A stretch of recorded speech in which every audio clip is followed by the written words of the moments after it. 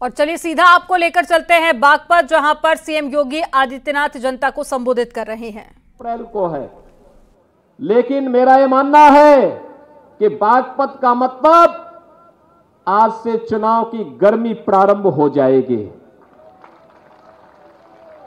ये बागपत है, इसके लिए तो महाभारत हुआ था। आप जान रहे हैं ना,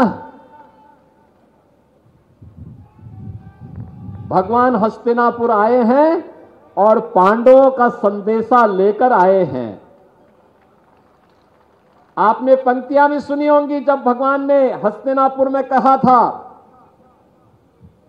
कि देना हो तो आधा दो, लेकिन अगर इसमें भी कोई बाधा हो दे दो केवल 5 ग्राम। अपनी उन गांवों में बागपत भी एक था।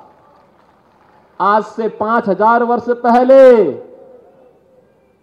और 5 गांव, जिनमें बागपत एक गांव है, आज का जनपद है, प्रगतिशील जनपद है, विकास की मुख्य धारा के साथ जुड़ा हुआ जनपद है।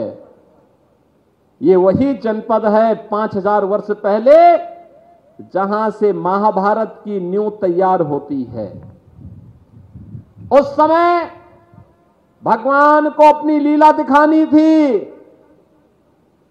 और अन्यायी और अत्याचारी ताकतों को उनकी हैसियत भी दिखानी थी, और उसका आधार बना था बागपत।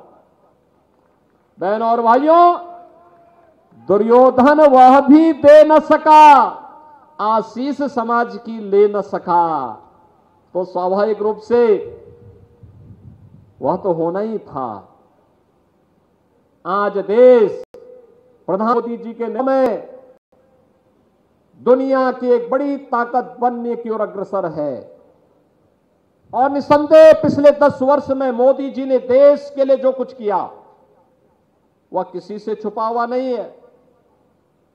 हम लोग जो कुछ भी यहां करने में सफल हुए, यहां के लोकप्रिय सांसद डॉक्टर सतपाल सिंह जी जब यहां पे विकास की बात करने के लिए आए पहली बार, जब मैं मुख्यमंत्री बना तो तुरंत वहां टपक पड़े। मैंने कहा अभी तो सरकार बनी ही है। इन्होंने कहा इसीलिए मैं सबसे पहले आया हूं, क्योंकि दिल्ली के सबसे नजदीक रहता हूं, और दिल्ली के सबसे नजदीक रहने के बाद, मुंबई देखने के बाद जब मैं अपने बागपत की तुलना करता हूं तो मुझे लगता है कि मैंने पूरा जीवन महाराष्ट्र में, मुंबई में, नागपुर में, पुणे में व्यतीत तो किया, लेकिन बागपत के लिए कुछ कर नहीं पाया। एक अवसर मिला है, वहां की जनता जनार्दन ने मोदी जी की कृपा से एक अवसर दिया है, मैं एक बार वहां कुछ करना चाहता हूं। और बहनों और भाइयों, जो भी प्रस्ताव यहां के सांसद और यहां के विधायकों ने मेरे सामने रखा विकास के लिए, प्रदेश से होना था तो प्रदेश से, और नहीं तो केंद्र के पास भेजने में कोई देर नहीं लगाई। 24 घंटे ज्यादा समय नहीं लगाते थे, और आज उसका परिणाम है। जब मैं बागपत को देखता हूं, यहां के विकास को देखता हूं, मुझे चौधरी चरण सिंह जी के प्रति श्रद्धा का भाव जागृत होता है कि कितना बड़ा महापुरुष था, जिन्होंने बागपत को बागपत बना करके अपनी कर्मभूमि के रूप में सिंचित किया था। आज हमें भी उस धरती के बारे में कुछ करने का अवसर प्राप्त हो रहा है। बहनों और भाइयों, विकास की इस प्रक्रिया को आगे बढ़ाने के लिए, आस्था के संगम को आगे बढ़ाने के लिए आज मुझे भी अच्छा लगता है जब बागपत का नौजवान उत्तर प्रदेश सरकार की सरकारी सेवा में स्थान प्राप्त करता है। नहीं तो यहां का नौजवान सड़कों पे दौड़ता रह जाता था, और जब भर्ती की नौबत आती थी उसको छटनी करके बाहर कर दिया जाता था। हमने कहा यह नहीं हो पाएगा। मैं तो देख के बहुत था, जब मैं यहां बागपत में आया 18 में, एक ही गांव के 27 नौजवान भर्ती हुए थे, 27 नौजवान पुलिस के। उसके परिणाम भी उसी प्रभावी ढंग से हम सबको देखने को नहीं, 5-5 हाईवे से बागपत जनपद जुड़ा है। चौधरी चरण सिंह जी की कर्म भूमि की रमाला चीनी मिल एक नए रूप में हम सबको एक नया दर्शन कराता है विकास का। हर घर नल की योजना प्रभावी ढंग से लागू हो रही है। गन्ना किसान ने कहा तय किया है, धीरे धीरे करके लगाम कसने की कार्रवाई जिस स्तर पर हो रही है, बहनों और भाइयों, अब 5 साल और 10 साल इंतजार नहीं करना है। उसी और दिए हैं जो 10 दिन नहीं, मात्र 1 सप्ताह के अंदर गन्ना मूल्य का भुगतान कर रहे हैं। बाकी 15 चीनी मिलों की बेच के जा रहे हैं। क्या हाल में को 10 दिन के अंदर लेकर के चलिए। बहनों और भाइयों, बिना विकास के हम वर्तमान को और भावी पीढ़ी को उज्जवल भविष्य नहीं दे सकते। और के लिए अवश्य लोक दल का नल हो और भारतीय जनता पार्टी का कमल हो। मोदी जी ने 10 वर्ष में देश की कायाकल्प कर दी। एक नए भारत का दर्शन हो रहा है। भारत का दुनिया में सम्मान बढ़ा है। आज दुनिया के अंदर कोई भारतीय जाता है, मोदी जी जाते हैं, मोदी जी का तो सम्मान होता ही है। लेकिन कोई भी भारतीय दुनिया के अंदर जाएगा, बड़े सम्मान के साथ लोग उसके प्रति कहते हैं क्या आप भारत से आए हैं। अब भारतीयों के प्रति लोगों के मन में सम्मान का भाव बढ़ा है। सीमाएं सुरक्षित हुई हैं, नक्सलवाद समाप्त हुआ है, देश के अंदर आतंकवाद और नक्सलवाद समाप्त हुआ है, अराजकता समाप्त हुई है, गुंडागिर्दी समाप्त हुई है, बहन और बेटी सुरक्षित हुई है, व्यापारी सुरक्षित हुआ है और व्यापार तेजी के साथ आगे बढ़ा है। निवेश का एक नया माहौल बना है और निवेश के इस माहौल को तेजी के साथ आगे बढ़ाने के लिए आज हम सब आपके पास आए हैं कि भारतीय जनता पार्टी और लोक दल ने मिलकर के एक योग्य प्रत्याशी आपके बीच में दिया है, डॉक्टर राजकुमार सांगवान के रूप में। बहनों और भाइयों, मैं धन्यवाद दूंगा जयंत चौधरी जी को। उन्होंने एक सामान्य कार्यकर्ता को, बहनों भाइयों, एक सामान्य कार्यकर्ता को, एक सामान्य व्यक्ति को, क्योंकि जब उनके पास एनओसी की बात आई थी तो उनके पास एनओसी के लिए तो कुछ भी नहीं था, क्योंकि उनके पास पहले से कुछ था ही नहीं। उन्होंने कहा साहब मैं तो ऊपर से नीचे एनओसी ही हूं, यानी नो ऑब्जेक्शन सर्टिफिकेट वो ऊपर से नीचे तक है। और उन्होंने पूरा जीवन उन मूल्यों के लिए जिया था जिन मूल्यों के लिए चौधरी चरण सिंह जी ने अपना जीवन जिया था।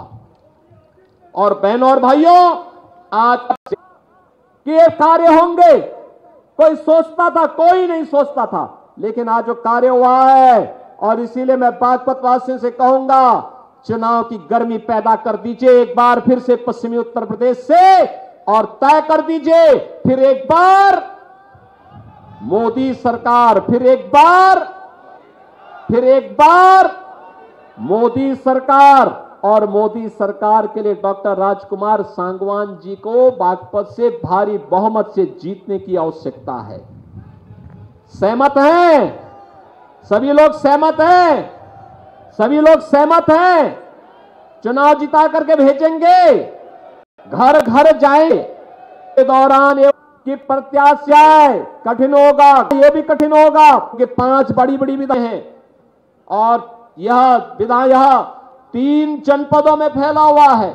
मेरठ भी है, हापुड़ भी है और बागपत भी है।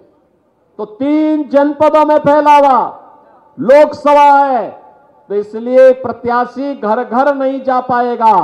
आपको ही कार्यकर्ता प्रत्याशी के रूप में मोदी जी का प्रतिनिधि बन करके और राजकुमार सांगवान बन करके घर घर जाना होगा। सहमत हैं?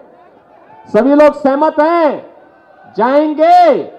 भारतीय जनता पार्टी और लोक दल के कार्यकर्ता परस्पर समन्वय बना करके एक एक बूथ पर मोदी जी को जिताने के संकल्प के साथ आगे बढ़ेंगे।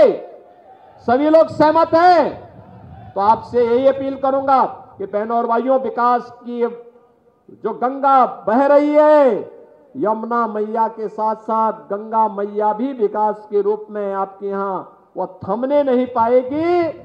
और विकास की इस प्रक्रिया को आगे बढ़ाने के लिए और जिस प्रक्रिया को मोदी जी ने केंद्र की सरकार ने, राज्य की सरकार ने आगे बढ़ाया है, जैसे स्थानीय स्तर पर सांसद जी ने, विधायकों ने आगे बढ़ाया है, उसी क्रम को आगे बढ़ाने के लिए आज मैं डॉक्टर राजकुमार सांगवान के समर्थन में आपसे अपील करने के लिए आया हूं।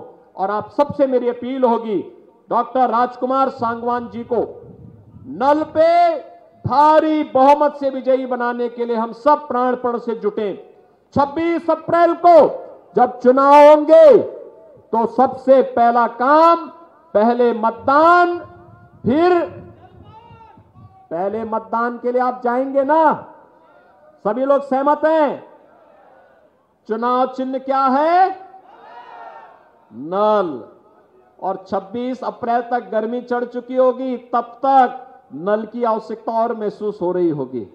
इसलिए बहनों और भाइयों, भारी बहुमत से भारतीय जनता पार्टी राष्ट्रीय लोकदल के प्रत्याशी को विजयी बनाने के लिए आप सब जुटेंगे। इस विश्वास के साथ मैं आज के इस अवसर पर आप सबका आह्वान करूंगा कि हम सब मिलकर के राजकुमार सांगवान बनकर के हर घर गांव जाएंगे और उन्हें विजयी बनाने में अपना योगदान देंगे। आप सबके इस अभियान के प्रति मेरी शुभकामनाएं हैं। धन्यवाद। जय हिंद।